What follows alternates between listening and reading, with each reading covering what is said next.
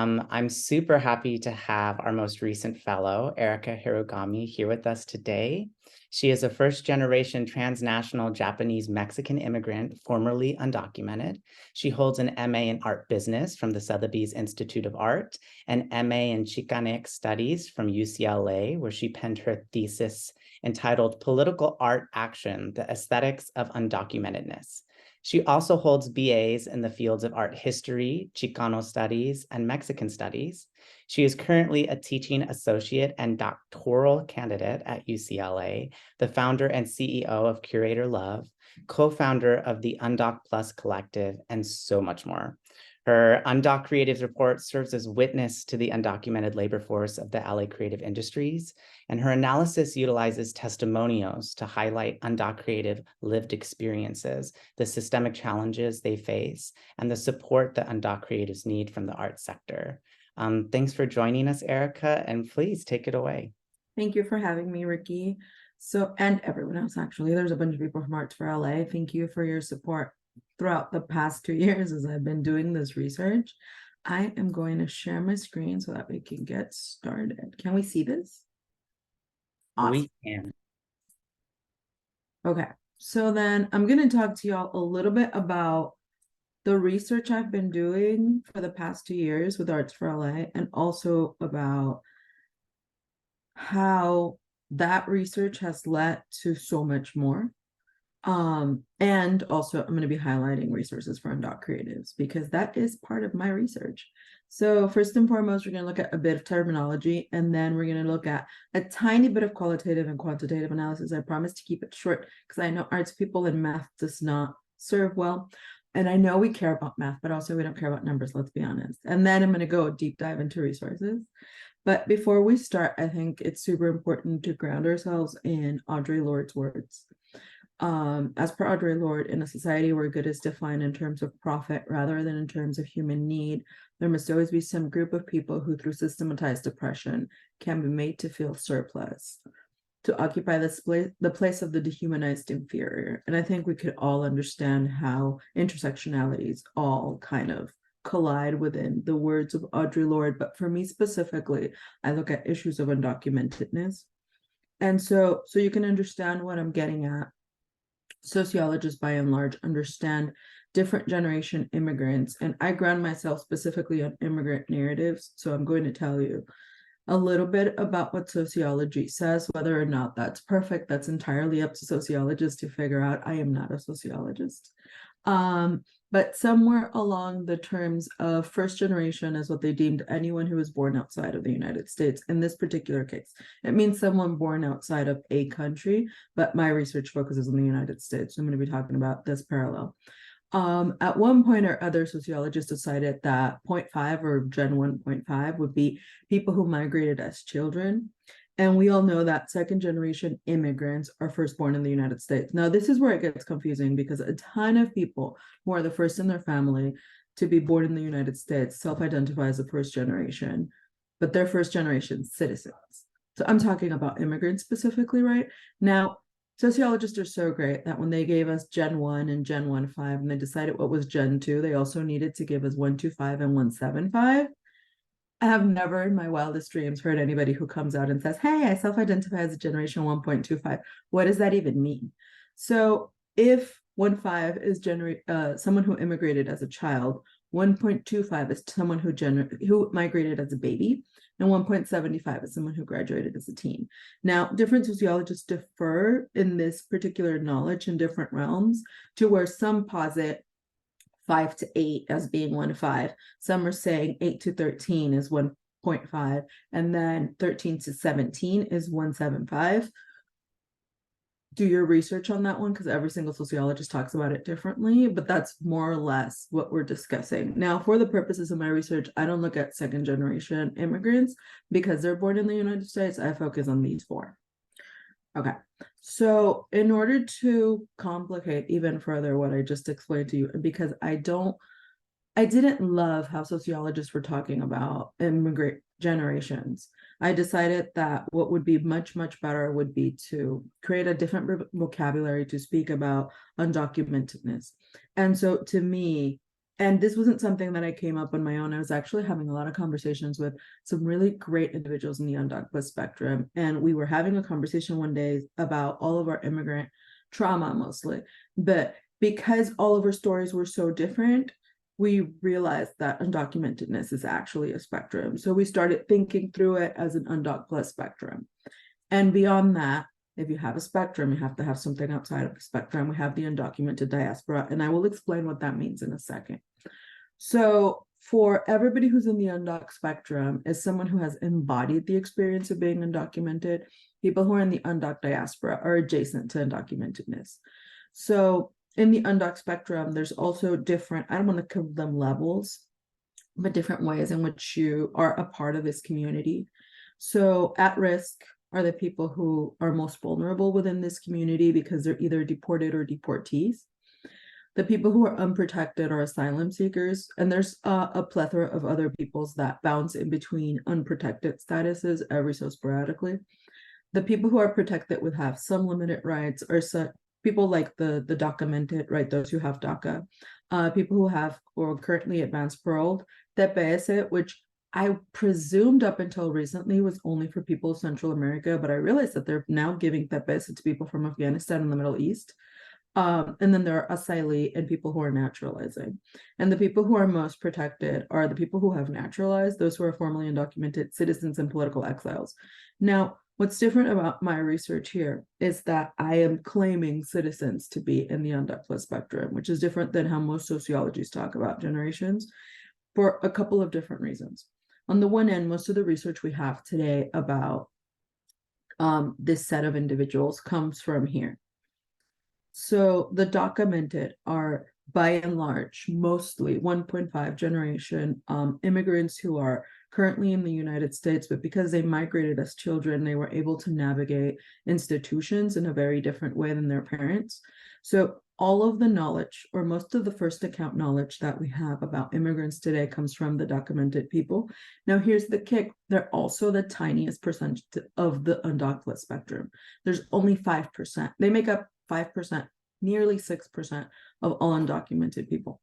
So the reason beyond that, while I'm also talking about citizens as being part of the undocumented spectrum, which is kind of nuanced, is that in this particular community, if you out yourself as being undocumented, that can cause you to be at risk.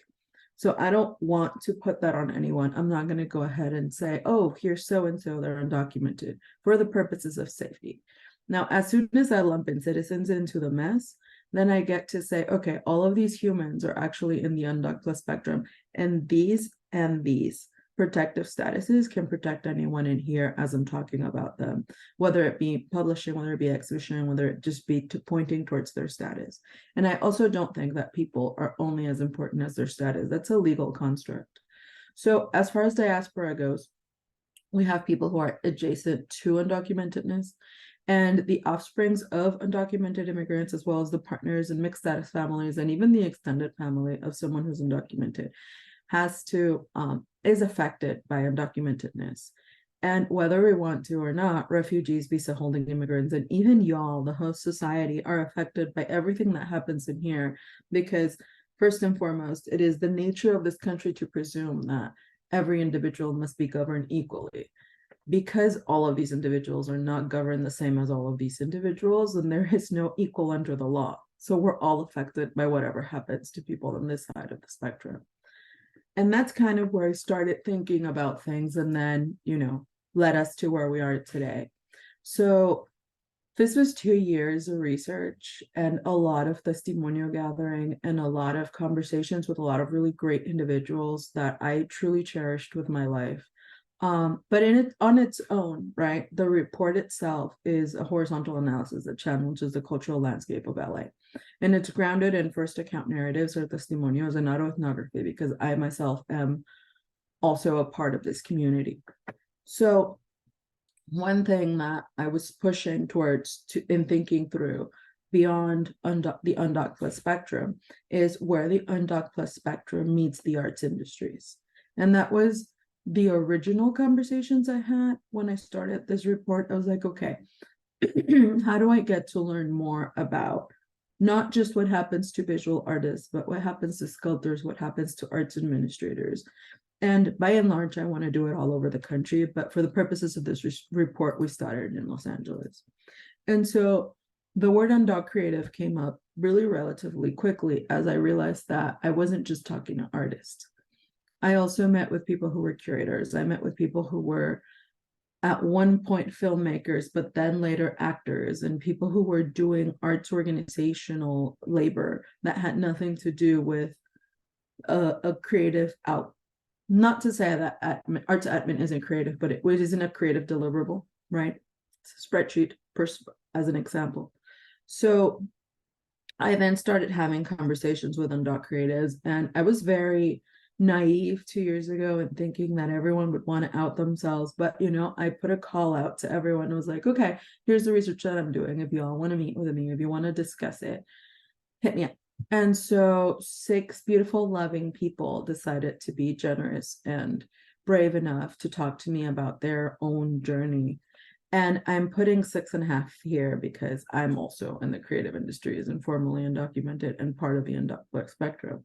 What I found throughout all of the testimonio gathering, I was not prepared for in any capacity, because there's nothing that could prepare me for the first account narratives of the testimonials of what's happening to the Undocreatives in our industries in Los Angeles. And also because even though I'm a part of this community, like mass media tells me that the undocumented immigrant is this like idealized, middle-aged, brown man who's going to be doing a ton of labor somewhere in Central California.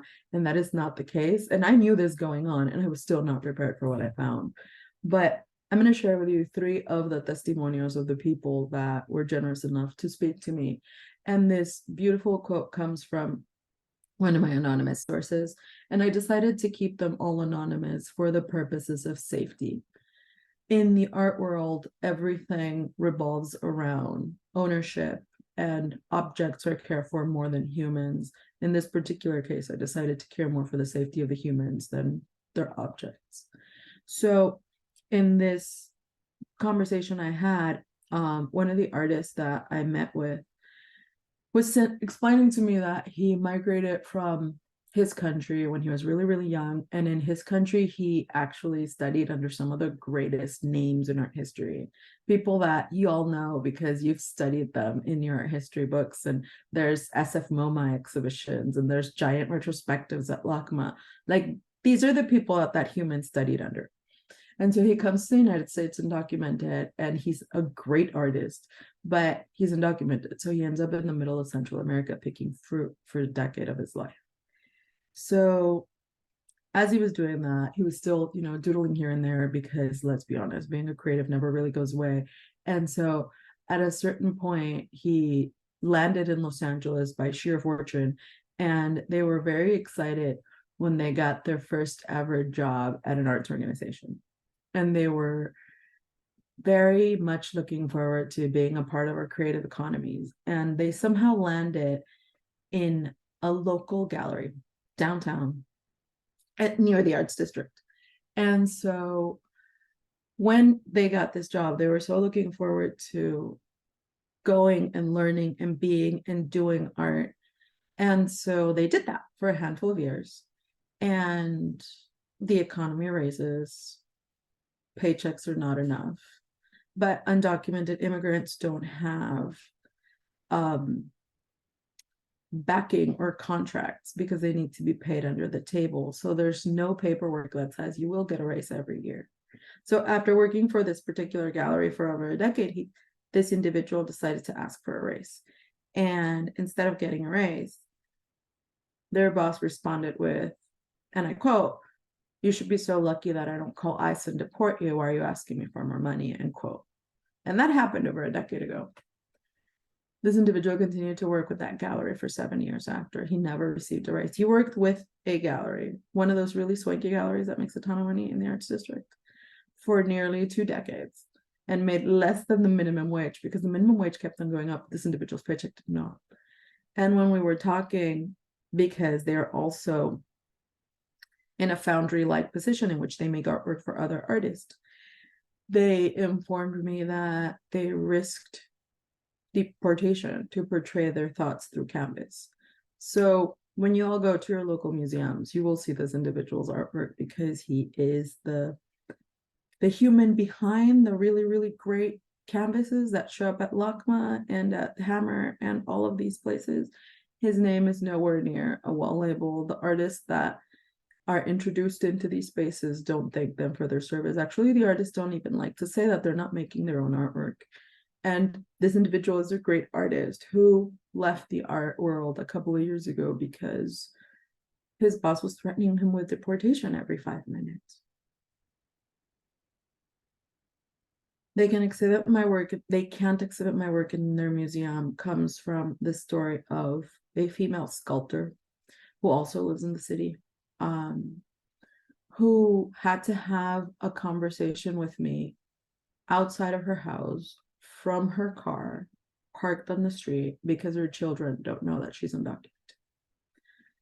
When we were having a conversation about her immigrant journey, I learned that she was raped as she crossed the border. She's never told her children. I also learned that she didn't realize that she was undocumented until she was 17 because nobody told her as she immigrated as a child without her parents in this country. And when she went to the DMV to get something, the lady at the DMV told her that her fake social security number that she was holding in her hand was fake and very kindly asked her not to come to the DMV again. This individual has since become a beautiful sculptor, and she volunteers every week to give sculpting classes at one of our local museums. And the museum doesn't pay for her time. She's a volunteer, and she's been doing this for over 6 years. So she's been doing 6 years worth of free labor for this one particular museum. The people at the museum, it's a smaller institution, know that she's very talented. They've seen her work for 6 years. And so they all got together and asked the director if she can have a small solo show. The director decided that she could not have a show at the museum because if one of the pieces were to break, she could not issue her a check for the insurance because she doesn't have a social security number. Whether or not that's true, that was his reasoning. Beyond that, the director got to know her story as they asked for this solo exhibition. And instead of giving her a solo exhibition, he decided that potentially she could sell her wares at the museum shop. The museum shop came back to, well, you don't have a social security number and you cannot sell things here because we were not able to give you a check afterwards. So she could not have a solo exhibition at the museum. She could not sell her wares at the museum. Yet the museum director still parades her in front of the donors all of the time because she is a volunteer and one of the best ones that they have, so that he can continue to make money for this organization. I was too exhausted to be undocumented and an artist comes from the film industry. So Undocreatives is everybody, not just visual arts. And in this particular case, we have another individual who came to the United States as a child who realized that they were undocumented when they were much later in their life about to go to college. They still went to college. They graduated with a BFA in film. They were very excited because they were going to make films about immigration that were not going to be as toxic as the ones that we have coming out of Hollywood right now. And in less than a year, they realized rather quickly that people don't fund undocumented immigrant films. And it takes almost $1 million to produce a small documentary. So that dream died shortly. Afterwards, they decided that they were going to write for films. No one hired an undocumented film writer for 2 years. They decided after that they were going to become actors. And for 6 months, they were casted in, this individual is Indigenous presenting. And for about 4 months, they were casted in all those roles that make absolutely no sense. The housekeeper, the chola, the neighbor, the very typecasted roles in Hollywood that are not nowhere near the protagonist. And so this is taking a toll on them. And at some point, they thought they caught their break because someone asked them to come to, a taping of something. And when they arrived, they were asked to portray an undocumented immigrant on film. So this was an individual who was not informing people that they were undocumented and going on set to then portray undocumentedness. That particular moment broke them because they had to hide who they were in order to be in a space to pretend to be who they were out loud. And while they were asked to play undocumented on film, they were thrown into a hielera, which is kind of like a freezer where we put our deportees. And after that scene, she walked out of the set and she never returned. They have not been a part of the film industry since, and that was about 6 years ago. They're now arts administrators, thankfully helping other people get funding for their projects. But as I heard all of this information, and because it broke my heart, because there's no possible way to have these conversations with individuals who are telling you their life story and not just cry alongside them as they're crying, telling you. And also, I'm a crier. Y'all need to know that about me. I learned from them, but I also dug a little deeper in terms of numbers. So, and this was not something that I did holistically on my own. I do have an MBA and I am law trained, but also you need other people to make sure that your numbers are on point. So we learned really rather quickly that the overall population of Los Angeles is about 4 million people, which makes it about 40 million people in California. The undocumented population of Los Angeles is nearly 800,000 people, and in California, that's over 2.7 million. The creative population of Los Angeles is about 1 million, but in California as a whole is roughly 4. With all of that concatenation and extrapolation of information, we were safely able to estimate that today there's more than 200,000 undocumented creatives or undoc creatives in Los Angeles and nearly 300,000 in California. Now, as I was learning all of this information, and thankfully because I'm in Los Angeles, it was brought to my attention by the loving humans at Arts for LA that this is the only county in the country that has waived citizenship requirements for LA employment, which to me roughly translates to I have the potential to have an undocumented governor. How much that is or is not true remains to be seen, but that's legitimately how I read that. I was like, ooh. And as I was thinking of that, I'm also a profe at UCLA, and my students are just brilliantly empowered and activists. And this happened at UCLA, where the students got together to request, not just at UCLA, but the students of all of the UCs, so all UCs throughout California, including Berkeley, including San Diego, they all came together to ask the regents of the UC for employment for undocumented students.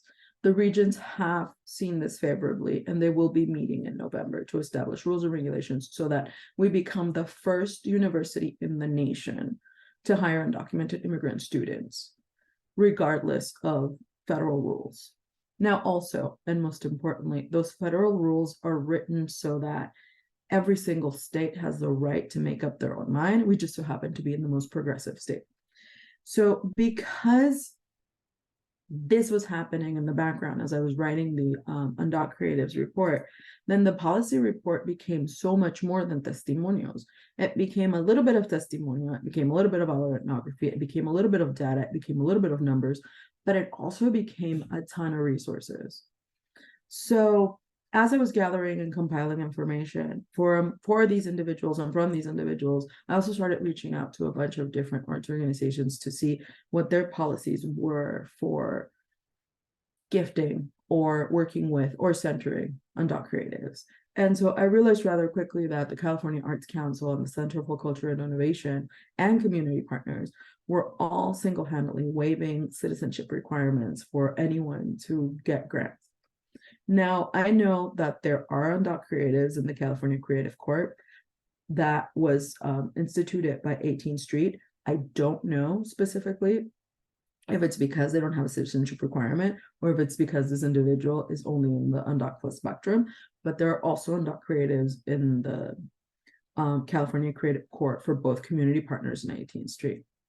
So then in terms of fellowships and how individuals in the Undoc Plus spectrum can get access to funding and fellowships for their work, I came up with the work of Define America, the Center for Cultural Power, and the Undocumented Filmmakers Collective.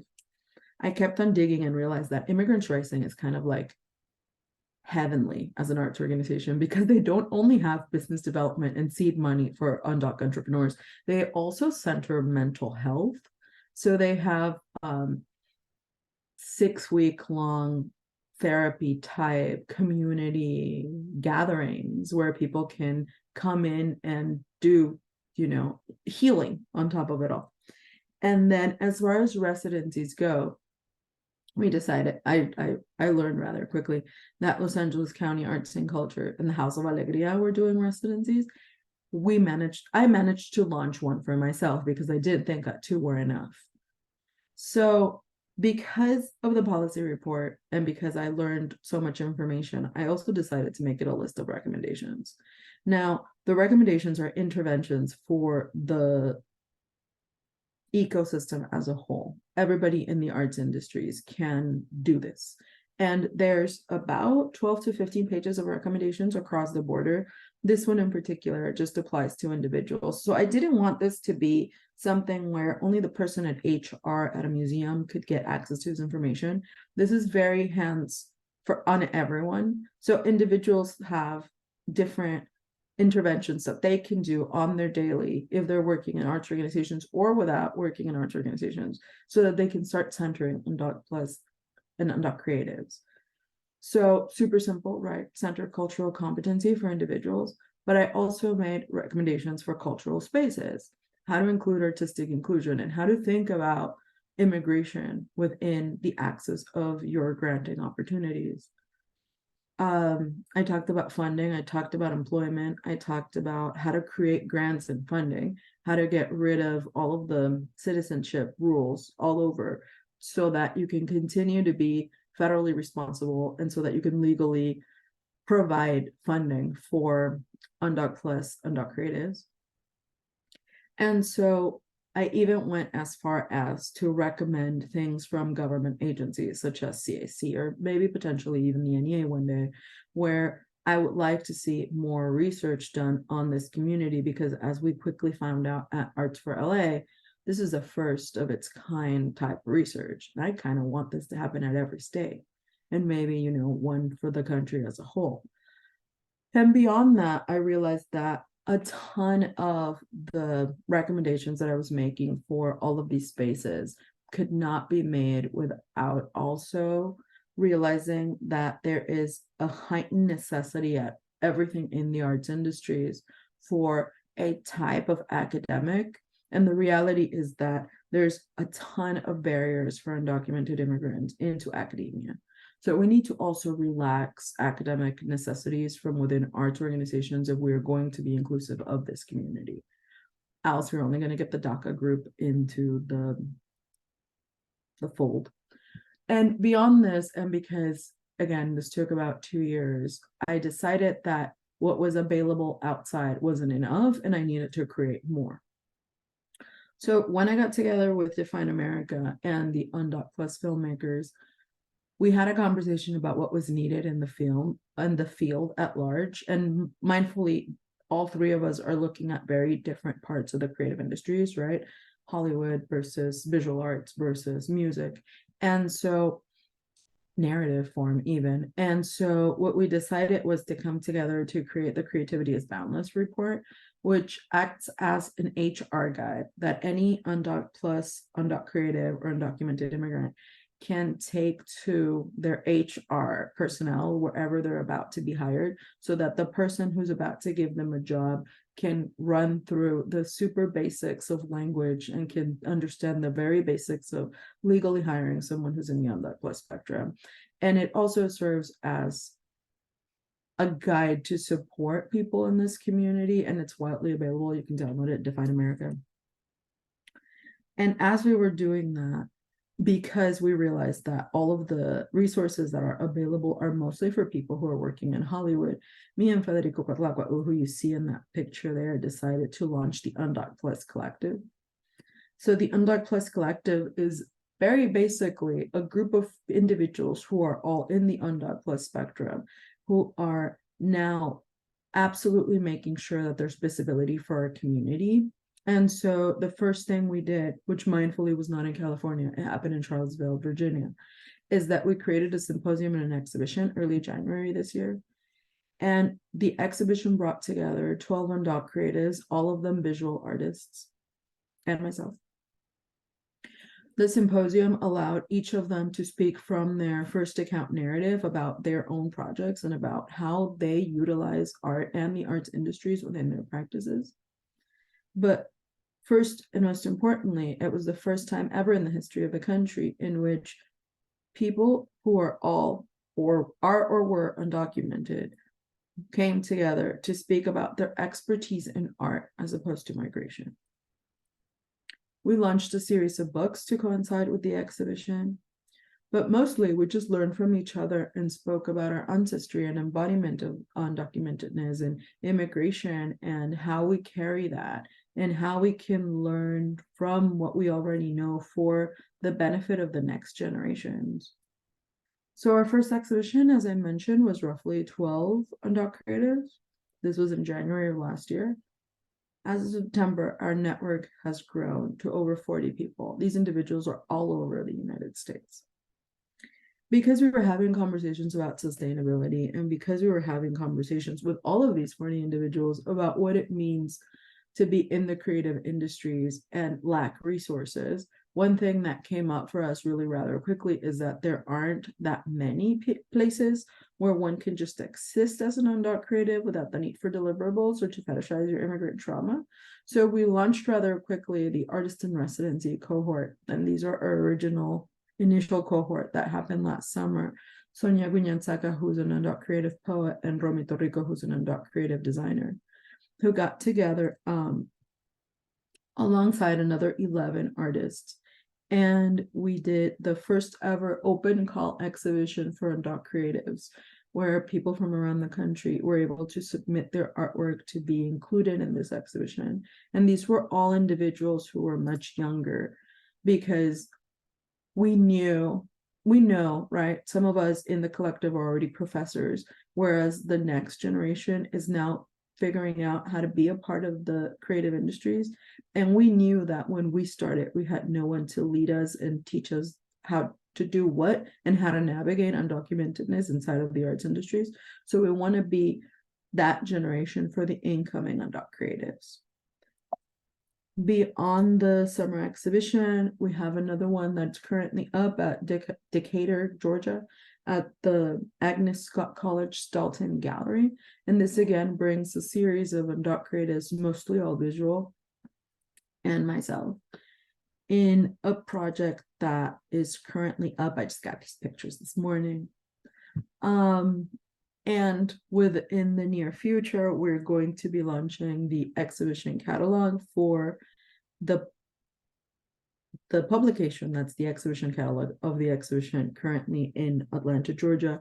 And we're going to be launching the third Pertenecer Encarnar publication, because the first one was in English and Spanish, the second one was in English, Spanish, and German, and the third one will be in English, Spanish, and Nahuatl.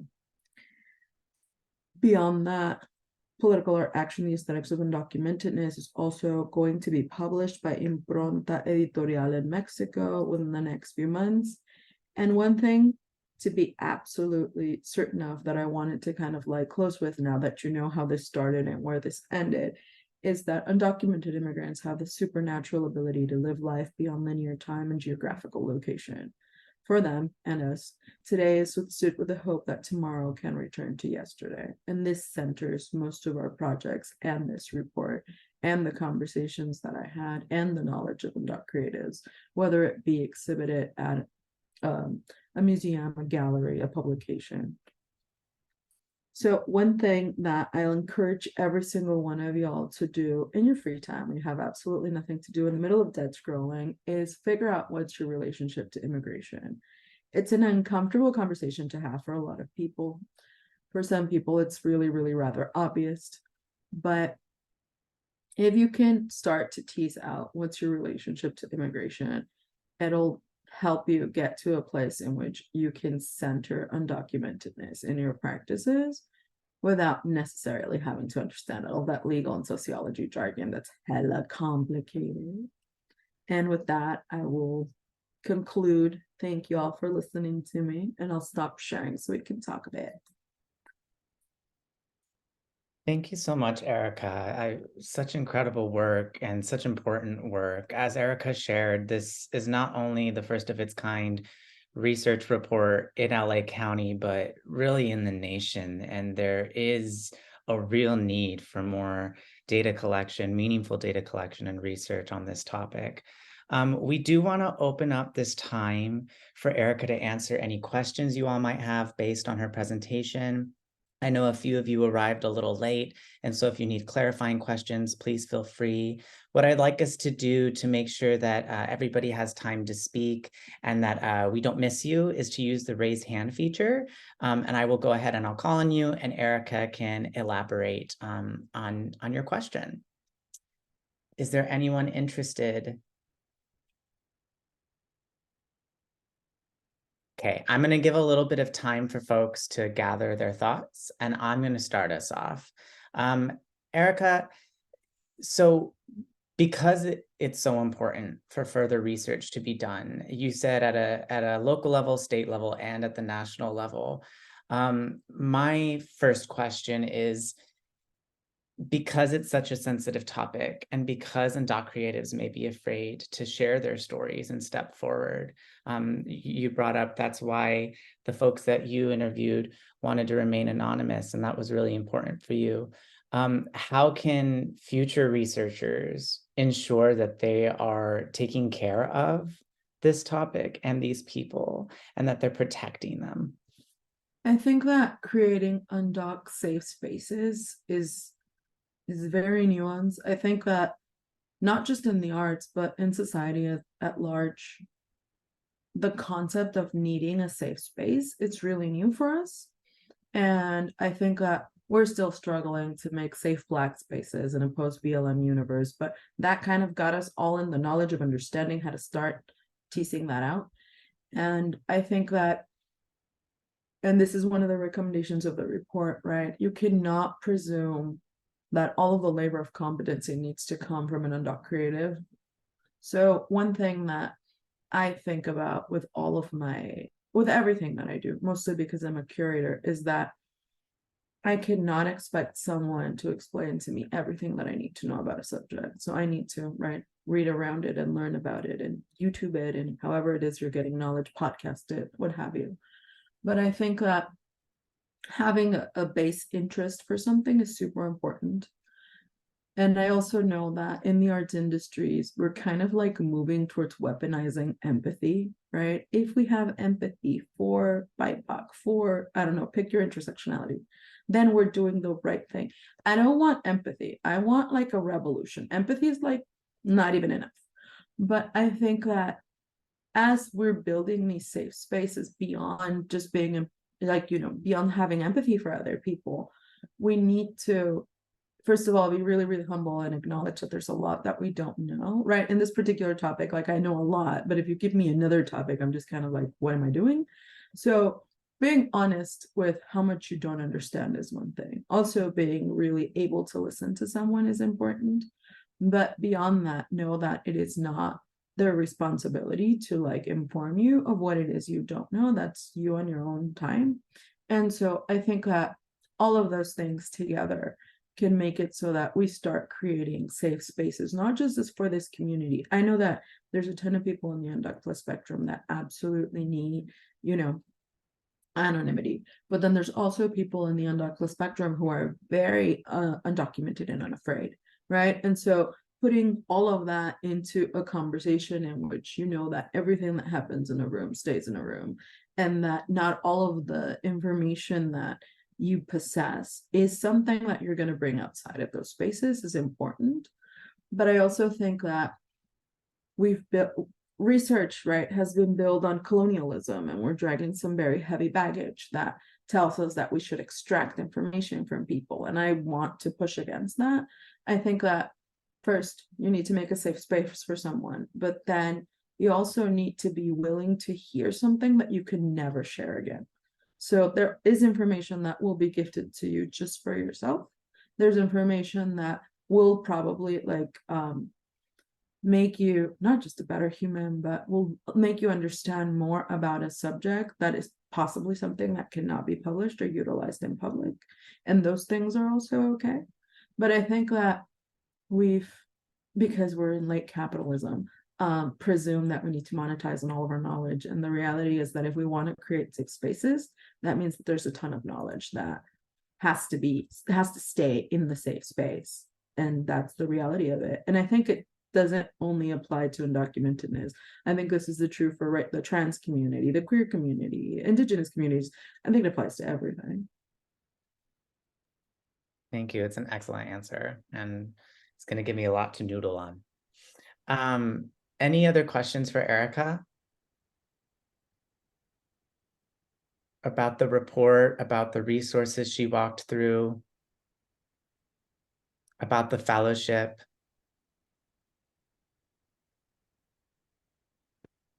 No. I've given them a lot to think about. No question. Yeah. That's usually a good sign. You were very thorough. Okay, then I'll ask one follow-up and then we can move on. So because you mentioned wanting to push back against the type of methodology that has been used in the past in extracting information from folks, I'm curious, what is the best methodology moving forward? I assume it's interviews so that we can fully understand experiences, or would you feel that it's reframing things like surveys and focus groups?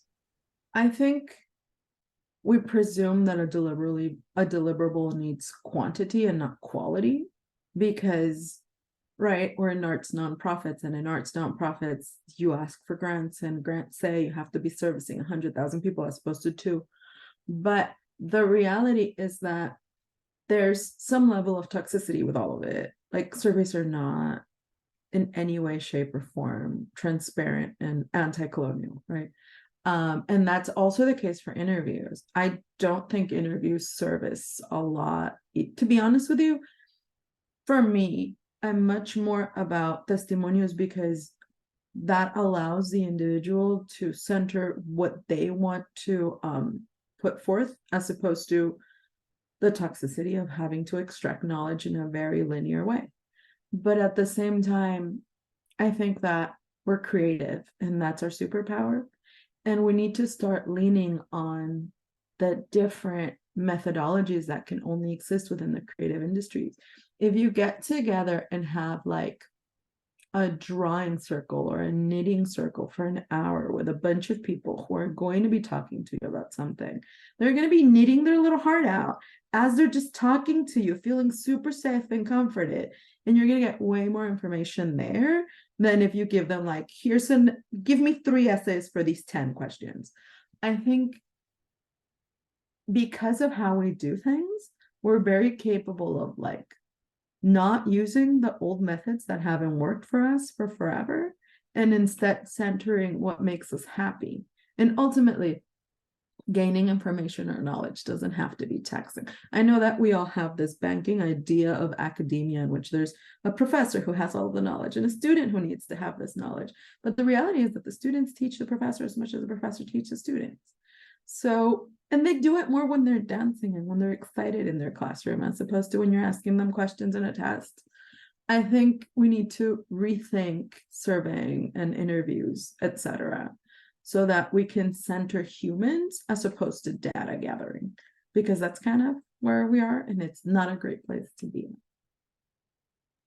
Another excellent response. Thanks, Erica.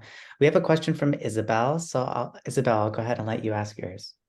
I'm sorry this isn't a totally fully articulated thought, but you were speaking about an individual who worked in, I think it's like a foundry or fabrication, creating art, and how artists often don't like to acknowledge that they're not the people doing the kind of hands-on work of making the art. Is that something that you think can or will change going forward, that relationship between the labor and the artists themselves? No, and this is sadly a response to the system. I think that because art is business nowadays and capitalism has infiltrated everything that we do to feel joy in the creative industries, then that means that the fetish of the object and the culture of the genius are not things that we can get away from. Do I want it to be different? Yes. Do I think fine art has the capability? No. I think craft has the capability. Craft is like our saving grace, I swear to God.